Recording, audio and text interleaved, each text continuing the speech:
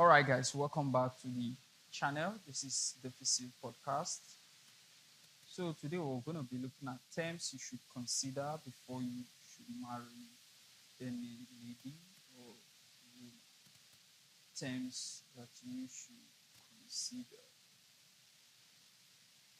So what are those terms that you should consider? Why are they important or why are they prominent? That you should consider them before you make the choice of the woman to marry. Now, recall that marriage is like the real movie, while dating and courtship is just like a preamble or a prerequisite. So, whatever thing that you see or you are bound to have experienced during dating and courtship is what you see a bigger version of when you get married. And below are some of the things you must consider as a young man before you proceed with such journey. That is, you must have seen this while or during your dating or during your courtship time. So the first on the list is leadership. She must allow you to lead her deliberately, not forceful, not you leading her by force. It must be that she allows you deliberately to lead her. She always allows you to make critical decisions as regard the relationship.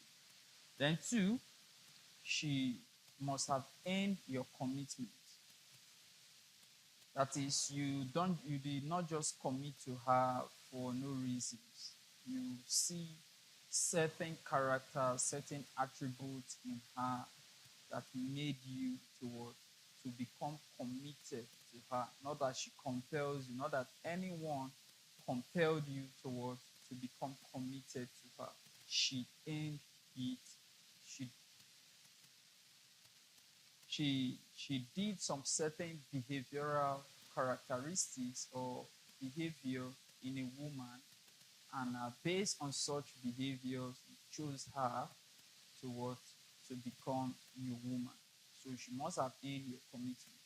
And three, she has proven to be a respectful person over time and faithful to you. You see, if we make reference to number one, allowing you to lead her, it has elements of respect to be there. Remember that we've said in time past in this particular podcast that marriage, dating and marriage is like a cargo or a vessel that is on the sea. It's like an airplane that is moving, that there can only be one captain, while every other members or every other member of the crew are crew members and they follow the directives and leadership of the captain. However, they are all working towards ensuring that the vessel or the airplane gets to its destination. So you must ensure that she has proven, the woman has proven herself to be a respectful person over time to you. Then she should also be faithful to you as well. Then number four, she's not a baby mama. That means she's not a single mother. Do not, we have talked about several occasions that you have no reason as a single young man dating a baby mom.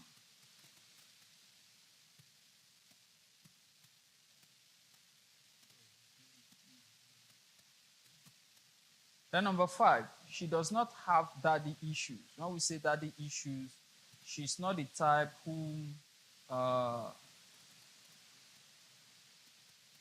who let's say who uses ill words against her father. She must be the one who has cordial relationship with her father. I would say cordial relationship. If we ask her about her father, without thinking twice, she should be able to give you uh, answers or a good answer as regard her father, not the one you ask about father, and the next thing she gives you uh, excuses or give bad gestures about her father. That kind of person is not somebody that you should proceed on getting married to. Then number six is that her mother must not be the one who called the shots. And when we say her mother calls the shots, her mother should not be the one who gives directive in their home. I would say calling the shots. You see, if you visit her family and you discover that her mother is the one who gives key directives, who gives, uh, who takes the lead on major activities or major events that is supposed to be spearheaded or championed by the father, you suddenly discover that it's the mother that is championing uh, this kind of event. You should know that it's the mother who is calling the shot in that particular home. So you should not what you shouldn't you shouldn't endeavor to marry such kind of lady. Now here's the disadvantage of her mother calling the shot. You see, you discover that when you get married with her mother calling the shot, you such philosophy will be planted in such philosophy will be planted in the life of that lady you are getting married to. Such philosophy of her mother calling the shot, it will be planted in her life subconsciously and consciously. And when you get married, that same picture will be what will play out in your home. And not only that you play out, her mother will also want to have a very strong influence on you, the husband, in controlling and directing your home, either directly or indirectly. So you shouldn't get married to such kind of lady. Then number seven, she should not she should not be a lady that was raised by a single mother, or uh, a mother whom divorced the father. That means if if it happened that the mother is a single mother, it should be that maybe she became a single mother by virtue of widowhood. Maybe the death of the father of this lady in question was what made the mother to become a single mother by virtue of widowhood. Now, with such kind of situation, you are now have an extra job to do. What's the extra job that you have to do? You need to make inquiries into how was the relationship of the mother and the father prior to the death of the father. So you now have that critical job to do before you consider getting married to this particular lady. So that's what you must consider.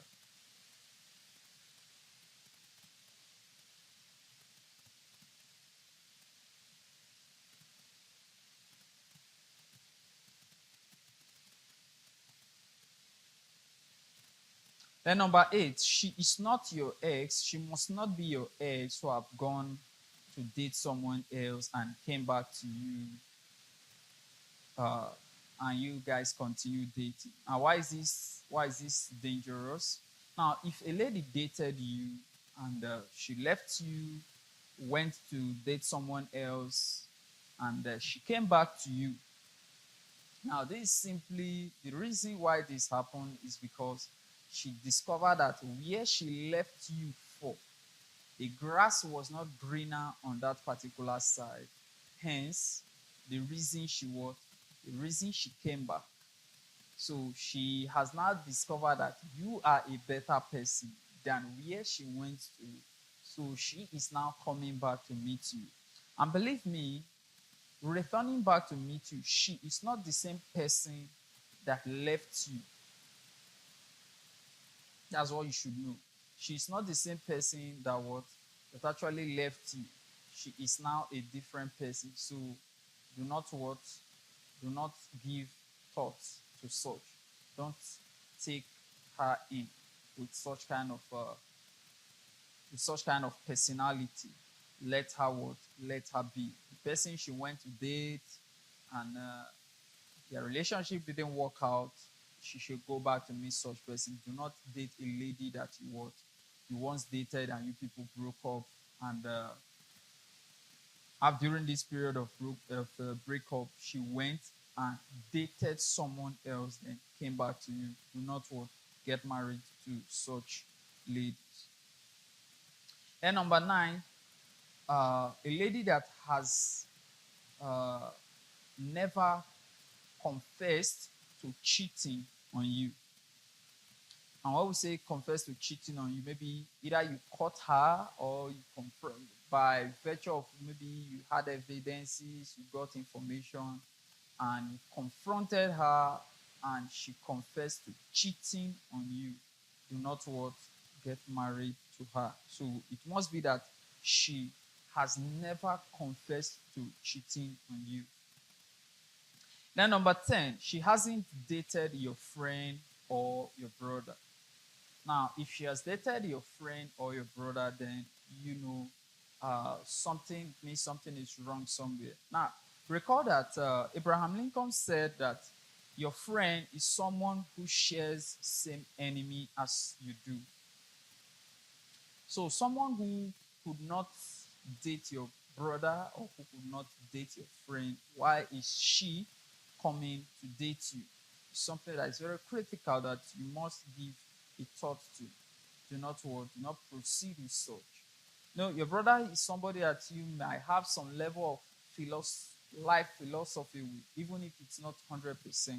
Might tend to have some level of percentage of life philosophy with them. So, if a lady once dated your brother or your friend, do not consider getting married to such ladies.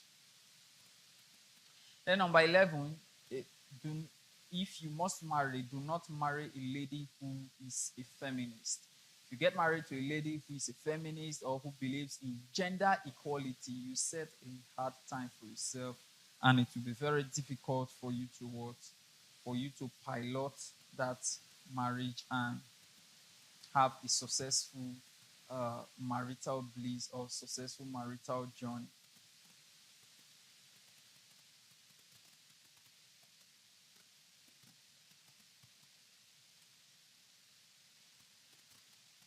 Then number 12, she does not have much masculine traits. When we say much masculine traits, uh, traits such as always wanting to defend, always wanting to attack, always wanting to behave like a man. She should be somebody who does not have this kind of traits. She should be more of a she should be a feminine lady. Remember that femininity is different from femininity. Femininity is gender equality, preaching that men are equal to women, or women are equal to men rather. But femininity is a philosophy that men are unique, women are unique. The two of them are not equal and they can never be equal. Each of these two gender has their unique role to play in society and in nature.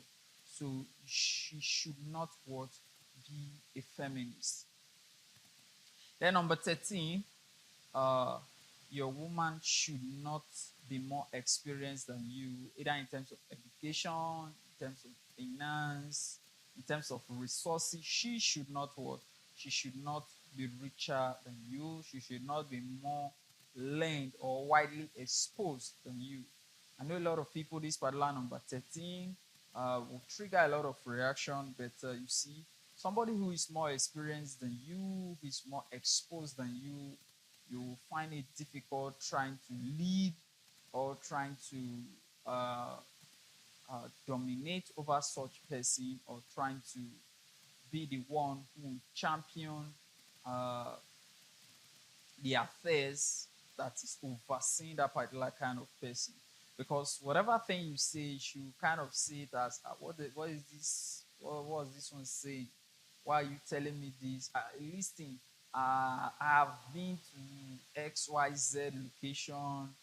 This is what is done there. This is what is done there. You cannot tell me what to do. Where have you been to? Who do you know? What do you know? What have you learned? Where have you been to? Stuffs like that are gonna arise if you proceed on getting married to somebody who is more educated than you, who is more experienced than you, and who is more exposed than you.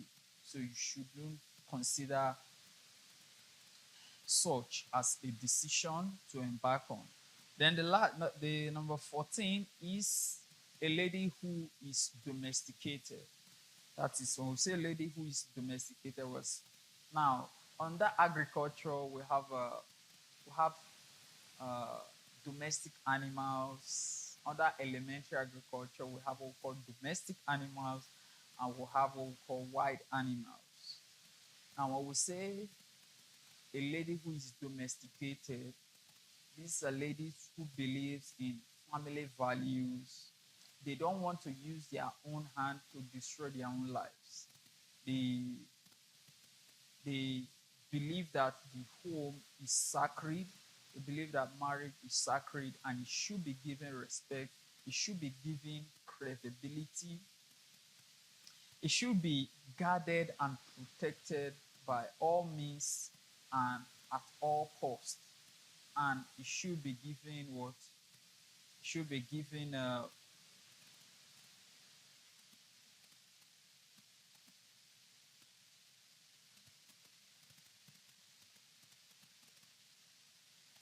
marriage should be given the necessary commitment it needs to what? To thrive. So these are what domesticated ladies do. Domesticated ladies believes in respecting their husband over any other man the moment they are married. In fact, they even believe in respecting their husband more than their father the day they get married. And if their father should have access to them, that means in terms of communication, passing information to them, seeking for their opinion on anything, that such directives should what? Such permission or directive should come through her husband, since the husband is now her new head. So this is what domesticated ladies believe. But non-domesticated ladies or white ladies, they believe in, oh, I can go clubbing whether I'm married or not. I can go clubbing. Uh, I don't need